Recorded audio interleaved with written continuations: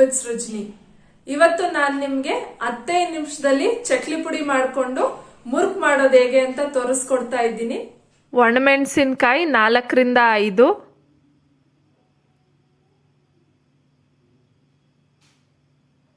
ಕಡಲೆಪಪ್ಪು 3/4 cup,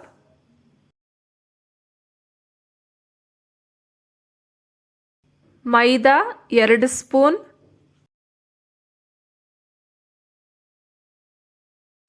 ಅಕ್ಕಿ ಹಿಟ್ಟು ಒಂದು ದೊಡ್ಡ ಕಪ್ಪಲ್ಲಿ 1 ಕಪ್ ತಗೊಂಡಿದ್ದೀನಿ. ಮಿಕ್ಸಿ ಜಾರ್ಗೆ ಕಡಲೆಪಪ್ಪು ಒಣಮೆಣಸಿನ್ಕಾಯಿ ಹಾಕ್ಕೊಂಡು ನುಣ್ಣಗೆ ಪುಡಿ ಮಾಡ್ಕೊಳ್ಳೋಣ.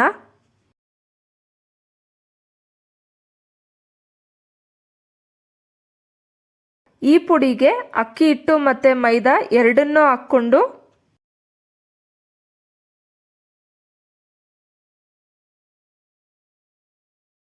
ಒಂದ್ಸಲ ಮಿಕ್ಸ್ ಮಾಡಿ ಮತ್ತೆ ಗ್ರೈಂಡ್ ಮಾಡ್ಕೊಳ್ಬೇಕು. ಯಾಕಂದರೆ ಎಲ್ಲ ಇಂಗ್ರೀಡಿಯೆಂಟ್ಸು ಈವನ್ ಆಗಿ ಮಿಕ್ಸ್ ಆಗುತ್ತೆ. ಚಕ್ಲಿ ಪುಡಿ ರೆಡಿಯಾಗಿದೆ. ಈಗ ಈ ಚಕ್ಲಿ ಪುಡಿಯಿಂದ ಮುರುಕು ಮಾಡ್ಕೊಳ್ಳೋಣ. ಚಕ್ಲಿ ಪುಡಿ, ಓಂ ಕಾಳು 1/4 ಸ್ಪೂನ್, ಜೀರಿಗೆ 1/4 ಸ್ಪೂನ್, ಕರಿಯಲು ಬೇಕಾದಷ್ಟು ಎಣ್ಣೆ, ರುಚಿಗೆ ತಕ್ಕಷ್ಟು ಉಪ್ಪು, ಚಿಟಿಕೆ ಸೋಡಾ.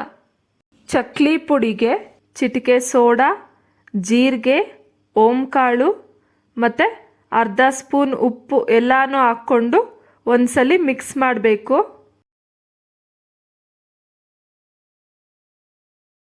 ಇದಕ್ಕೆ ಕಾದಿರೋ ಎಣ್ಣೆನ ಹಾಕ್ಕೊತಾ ಇದ್ದೀನಿ.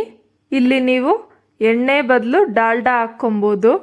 ತಕ್ಷಣ ಮಿಕ್ಸ್ ಮಾಡ್ಕೊಳಕ್ಕೆ ಹೋಗ್ಬೇಡಿ, ಯಾಕಂದರೆ ಎಣ್ಣೆ ಬಿಸಿ ಇರುತ್ತೆ ಅಲ್ವಾ, ಅದಕ್ಕೆ ಸ್ಪೂನ್ ಯೂಸ್ ಮಾಡಿ. ತಣ್ಣಗಾದ್ಮೇಲೆ ಕೈಯಲ್ಲಿ ಒಂದ್ಸರಿ ಮಿಕ್ಸ್ ಮಾಡಿಕೊಂಡು ಸ್ವಲ್ಪನೇ ನೀರು ಹಾಕಿ ಚಪಾತಿ ಹಿಟ್ಟಿನ ಅದಕ್ಕೆ ಬೆರೆಸ್ಕೊಬೇಕು. ಇದು ಬೇಗನೆ ಆಗೋ ಅಂಥ ಸ್ನ್ಯಾಕ್ಸ್. ಮನೆಯಲ್ಲಿ ಅಕ್ಕಿ ಹಿಟ್ಟು ಒಂದಿದ್ರೆ ಸಾಕು, ಚಕ್ಲಿ ಮುರುಕು ಮಾಡ್ಕೊಬೋದು. ನಾವು ಮಧ್ಯಾಹ್ನದೊತ್ತು ಫ್ರೀ ಇದ್ದಾಗ ಯಾವಾಗ ಬೇಕೋ ಆವಾಗ ತಕ್ಷಣಕ್ಕೆ ಮಾಡ್ಕೊಬೋದು. ಒಂದೇ ಸರಿ ಜಾಸ್ತಿ ನೀರು ಹಾಕ್ಕೊಳಕ್ಕೆ ಹೋಗ್ಬೇಡಿ, ಸ್ವಲ್ಪನೇ ನೀರು ಹಾಕ್ಕೊಂಡು ಮಿಕ್ಸ್ ಮಾಡ್ಕೊಬೇಕು. ಈ ರೀತಿ ಚಪಾತಿ ಹಿಟ್ಟಿನ ಅದಕ್ಕೆ ಮಿಕ್ಸ್ ಮಾಡಿಕೊಂಡು ಪ್ಲೇಟ್ ಮುಚ್ಚಿ ಒಂದು 1/2 ಅವರ್ ನೆನೆಸಿಡಬೇಕು. ಇದು ಚೆನ್ನಾಗಿ ನೆಂದಿದೆ. ಮತ್ತೆ ಇನ್ನೊಂದು ಸರಿ ನಾದ್ಕೊಬೇಕು. ಈ ರೀತಿ ಚಕ್ಲಿ ಒರಳಿನ ಸೈಜ್ಗೆ ಉಂಡೆ ಮಾಡಿಟ್ಕೊಳ್ಳಿ. ನಾನಿಲ್ಲಿ 1 ಹೋಲಿರೋ ಬಿಲ್ಲೆ ತಗೊಂಡಿದ್ದೀನಿ. ಈಗ ನಾನು ಚಕ್ಲಿ ಒರಳಿಗೆ ಎಣ್ಣೆ ಹಚ್ಕೊತಾ ಇದ್ದೀನಿ, ಯಾಕಂದರೆ ಒರಳಿಗೆ ಇಟ್ಟು ಅಂಟ್ಕೊಂಡೇ ಇರಲಿ ಅಂತ. ಒರಳಿಗೆ ಎಣ್ಣೆ ಹಚ್ಚಿದ್ಮೇಲೆ ಒಂದು ಉಂಡೆ ಹಾಕಿ ರೆಡಿ ಮಾಡಿಟ್ಕೊಳ್ಳೋಣ. ಸ್ಟವ್ ಹಚ್ಚಿ ಬಾಣಲಿ ಇಟ್ಟು ಕರಿಯಲು ಬೇಕಾದಷ್ಟು ಎಣ್ಣೆ ಹಾಕ್ಕೊಳ್ಳಿ. ಎಣ್ಣೆ ಕಾದಿದೆಯಾ ಇಲ್ವಾ ಅಂತ ಒಂದು ಸ್ವಲ್ಪ ಹಿಟ್ಟು ಹಾಕಿ ಚೆಕ್ ಮಾಡಿ. ಎಣ್ಣೆ ಕಾದಿದೆ.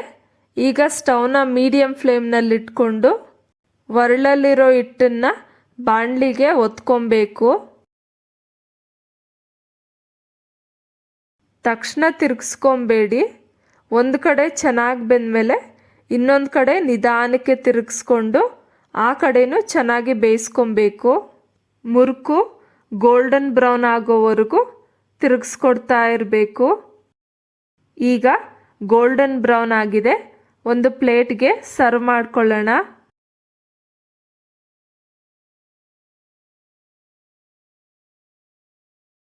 ಇದೇ ರೀತಿ ಉಳಿದಿರೋ ಚಕ್ಲಿ ಹಿಟ್ಟನ್ನು ಒರಳಲ್ಲಿ ಒತ್ಕೊಂಡು ಮುರುಕು ಮಾಡ್ಕೊಳ್ಳಿ.